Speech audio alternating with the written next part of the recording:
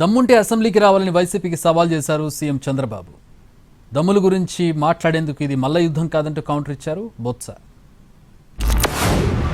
ఈ రాష్ట్రంలో ఒక ఫేక్ పార్టీ ఉంది. ఆ పార్టీకి సవాలు విసురుతున్నా మీ అందరి తరపున. మొన్నన్నారు సిద్ధం సిద్ధం అని ఎగిరిపడ్డారు.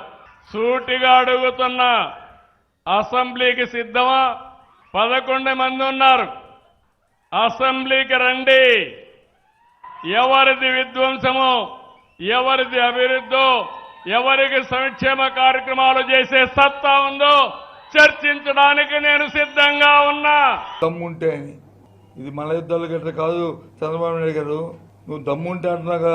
నువ్వు రాష్ట్రంలో 2 పక్షాలు, ఒకటి అధికార పక్షం, 2 ప్రతిపక్షం. అధికార పక్షం కూటమి, ప్రతిపక్షం వచ్చి వైసీపీ పార్టీ పక్షం. ప్రతిపక్షంగా నువ్వు అసెంబ్లీలో మాట్లాడుకుందాం, తేల్చుకుందాం. ఎందుకు మనం జొంగుతున్నావు? నువ్వు మానేసి ఇప్పుడు దమ్ములు ఇప్పుడు వచ్చాయి.